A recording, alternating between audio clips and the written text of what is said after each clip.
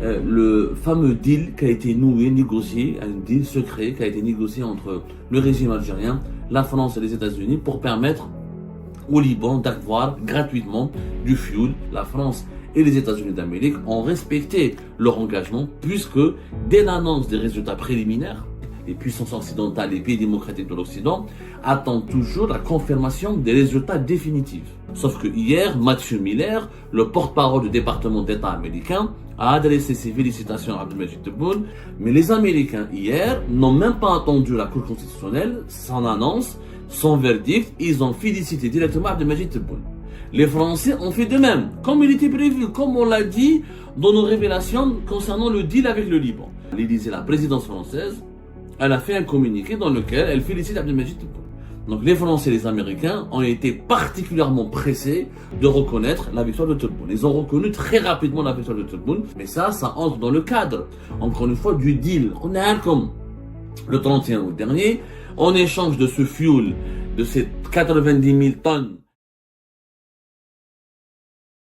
Rappelez-vous, le 31 août 2024, nous avions publié une information exclusive qui avait à l'époque défrayé la chronique, qui avait à l'époque suscité pas mal de vos commentaires et qui a soulevé pas mal de vos interrogations. À l'époque, beaucoup ont essayé de remettre en cause la fiabilité de nos informations ou sa pertinence ou même sa véracité.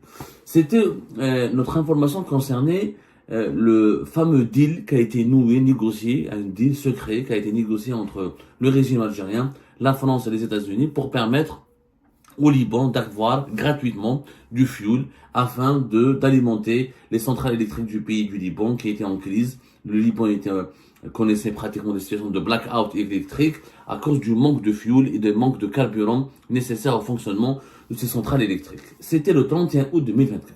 Nous avions expliqué, revenez vers cette émission, vers ces révélations, nous avons expliqué comment l'Algérie s'est engagée comment l'Algérie, après avoir été sollicitée par les Américains et les Français, qui négocient avec plusieurs factions libanaises un deal, un accord pour ne pas entrer en guerre contre Israël, pour ne pas généraliser des actions, pour ne pas enclencher des offensives militaires ou des attaques violentes très vigoureuses, très violentes contre Israël, les États-Unis et la France ont voulu secourir financièrement et économiquement le Liban.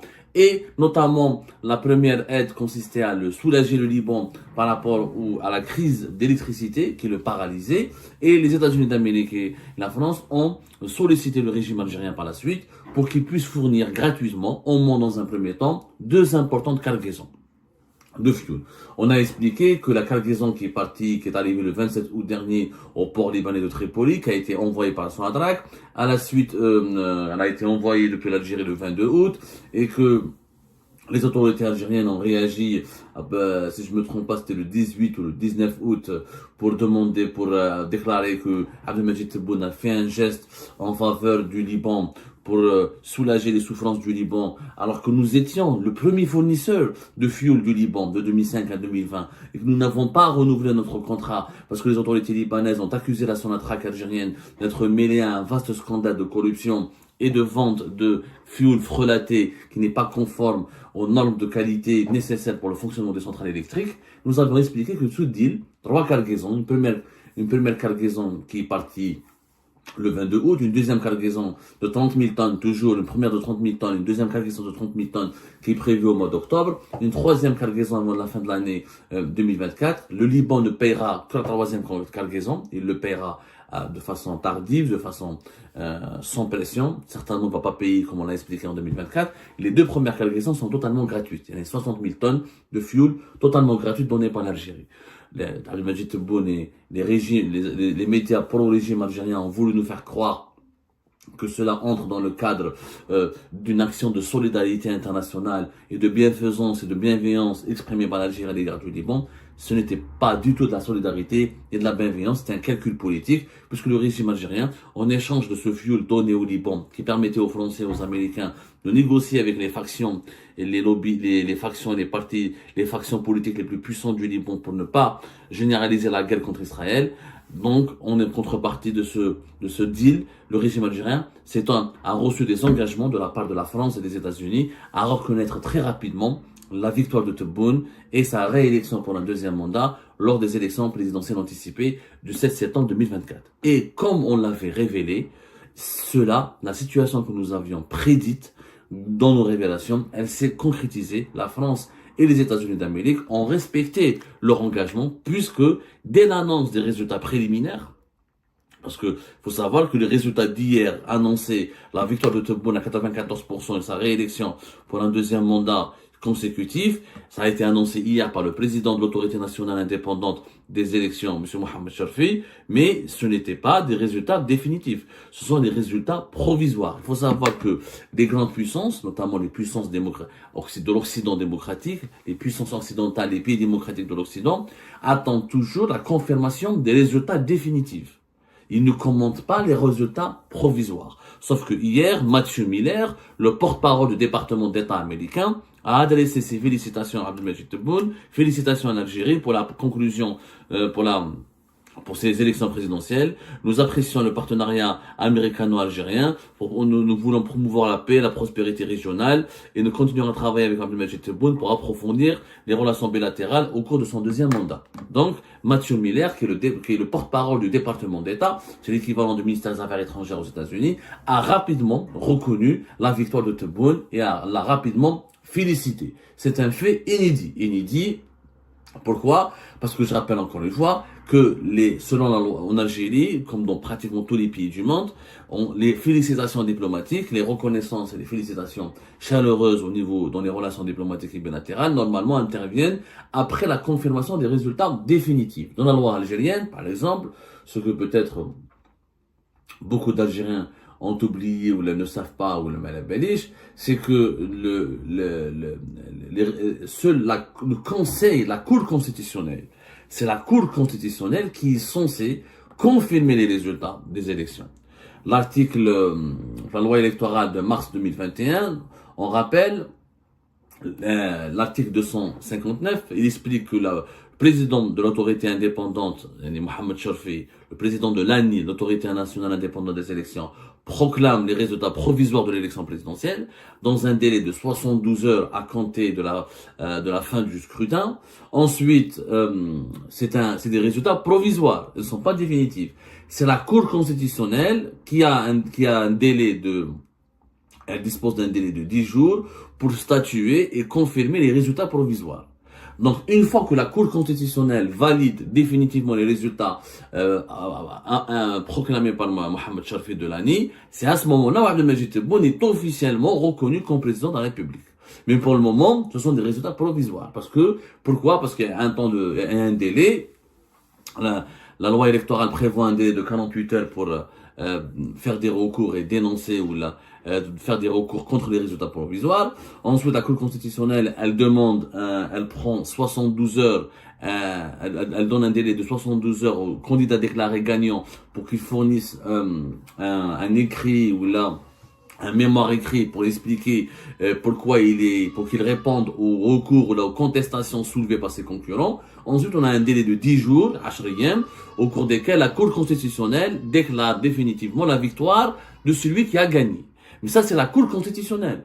Mais les Américains, hier, n'ont même pas attendu la Cour constitutionnelle, son annonce, son verdict, ils ont félicité directement Abdelmajid Tebboune. Les Français ont fait de même, comme il était prévu, comme on l'a dit dans nos révélations concernant le deal avec le Liban. Les Français, la présidence de la République, la présidence française, elle a fait un communiqué dans lequel elle félicite Abdelmajid Tebboune. Je vais vous lire, il est tombé hier soir. Il n'a pas été médiatisé encore par les médias algériens, mais Emmanuel Macron a rapidement félicité Abdelmajid Tebboune. Voilà le communiqué de l'Élysée. Le président de la République adresse au président Abdelmajid Tebboune ses plus vives félicitations pour sa réélection à la présidence de la République algérienne démocratique et populaire le 8 septembre 2024, ainsi que ses meilleurs vœux de succès. La France est particulièrement attachée à la relation exceptionnelle qui la lie à l'Algérie, dans tous les domaines, qu'il s'agisse de la mémoire, de l'économie, des mobilités entre nos deux pays, des coopérations éducatives et culturelles, mais aussi la sécurité et la lutte contre le terrorisme. Sur la scène régionale et internationale, le dialogue entre nos deux pays est primordial, notamment dans le contexte de la présence de l'Algérie au Conseil de sécurité des Nations Unies. Fort des liens d'amitié qui unissent la France à l'Algérie, la présidence de la République le président de la République, Emmanuel Macron, entend poursuivre résolument avec le président Tebboune le travail ambitieux engagé avec la déclaration d'Alger pour renouveler le partenariat qui unit nos deux pays. La France continuera de se tenir aux côtés de l'Algérie et des Algériens dans le respect de l'amitié qui préside à nos relations. Donc, contrairement aux États-Unis d'Amérique, ce n'est pas Joe Biden, parce qu'il est président en exercice, c'est un porte-parole du département d'État, le ministère des Affaires étrangères américain. La France est allée encore plus loin que les États-Unis d'Amérique, avant même, encore une fois, la confirmation de la réélection de Tebboune par la Cour constitutionnelle, comme il le prévoit la constitution algérienne, comme le prévoit la loi électorale algérienne. Emmanuel Macron a adressé directement, le jour même de l'annonce de la victoire de Tebboune par l'instance d'organisation des élections, mais c'est des résultats provisoires. La France n'a pas attendu, comme les États-Unis d'Amérique, la confirmation des résultats provisoires, la confirmation officielle, et elle a adressé ses félicitations les plus chaleureuses et les plus amicales à Abdelmajid Tebboune. Donc les Français et les Américains ont été particulièrement pressés de reconnaître la victoire de Tebboune. Ils ont reconnu très rapidement la victoire de Tebboune. Ce n'était pas le cas en 2019, parce qu'ils ont attendu quelques jours. Là, c'est le cas en 2024. Et c'est étonnant de la part de deux grands pays démocratiques, deux grandes puissances occidentales, qui habituellement, encore une fois, attendent la fin du processus électoral qui, normalement, passe par les résultats définitifs, officiels, pas par les résultats provisoires. Mais ça entre dans le cadre, encore une fois, du deal. On est comme le 31 août dernier, en échange de ce fuel, de ces 90 000 tonnes qui seront données par l'Algérie au Liban, de août 2024 jusqu'à la fin de l'année 2024, et en échange de l'aide fournie par Abdelmajid Tebboune aux Américains et aux Français dans leurs négociations avec les factions les plus puissantes du Liban pour ne pas généraliser la guerre et pour ne pas entreprendre des actions très violentes et très hostiles contre Israël, et les États-Unis d'Amérique et la France se sont engagés à reconnaître rapidement sa victoire, sa réélection pour un deuxième mandat, et donc renforcer ainsi sa légitimité qui était très déficitaire sur le plan international. C'est ça le deal. Et le deal a été respecté. Les Français et les Américains ont respecté le deal. Donc, on avait totalement raison dans ce qu'on a dit le 31 août dernier. C'était un deal qui a été négocié. Le régime algérien a été très intelligent. Ça lui a pas coûté beaucoup de choses. Ça lui a coûté presque 100 millions de dollars. 90 millions de dollars qu'il a pour financer ce fuel, pour le donner gratuitement en partie, mais même la troisième cargaison, elle est pratiquement gratuite parce qu'elle ne sera pas payée à l'heure. Le Liban n'a pas les moyens de payer. Son ancien fournisseur, c'était l'Irak. Il a déjà 600 millions pratiquement de dettes à l'égard, qui doit payer pour une facture, qui doit s'acquitter auprès de l'Irak de près de 500 millions de dettes, de 600 millions de dollars. Il ne l'a pas fait. Le Liban a des moyens financiers très limités. Il ne va pas payer l'Algérie d'ici la fin de l'année pour la troisième cargaison. Donc, pour Tebboune, ça lui a coûté même pas 100 millions de dollars. Et en échange, il a la reconnaissance rapide et la connaissance très rapide des États-Unis d'Amérique et de la France, notamment de la France. La France, c'est Emmanuel Macron. C'est pas le Quai d'Orsay. Les États-Unis d'Amérique, c'est le département d'État. Pour le moment. Après, peut-être parce que il y a des élections présidentielles aux États-Unis bientôt, au mois de novembre, les Joe Biden et la Maison Blanche sont occupés à d'autres choses, mais au niveau de la France, c'est Emmanuel Macron qui a pris les devants de la scène et qui a reconnu rapidement la victoire et la réélection de Tebboune avant même la confirmation des résultats définitifs par la Cour constitutionnelle en Algérie. Donc c'est inédit, ça prouve que l'Algérie, le régime Tebboune est énormément proche de l'Occident, contrairement à ce qu'il a voulu faire au début de son mandat. Tebboune voulait privilégier l'axe Pékin-Moscou. Le régime Tebboune, il est très loin de l'axe Pékin-Moscou. Il a pris ses distances à l'égard de Pékin-Moscou. Il est beaucoup plus proche aujourd'hui de l'axe Paris-Washington. Il a approfondi son partenariat avec les États-Unis d'Amérique et ses liens avec la France. Tebboune est extrêmement pro-Occident pour le moment. Et ce rapprochement avec l'Occident lui a permis d'obtenir, encore une fois, très rapidement la reconnaissance et les félicitations des États-Unis d'Amérique et de la France. Donc l'Algérie, aujourd'hui, n'est plus dans le camp russe et chinois, comme on a voulu nous faire croire au début du mandat de Tebboune. L'Algérie, aujourd'hui, est plus que jamais proche du camp de l'Occident. C'est ce qui permet à Tebboune d'avoir une reconnaissance rapide et d'avoir une certaine légitimité, puisqu'aujourd'hui, ses félicitations, ses encouragements, cette reconnaissance permet à Tebboune d'avoir une légitimité. Quand les États-Unis d'Amérique et la France, deux membres permanents du Conseil de sécurité de l'ONU et deux grandes puissances économiques universelles, deux grandes puissances politiques universelles reconnaissent ta victoire et reconnaissent ton deuxième mandat, ça veut dire que tu es légitime sur la scène internationale.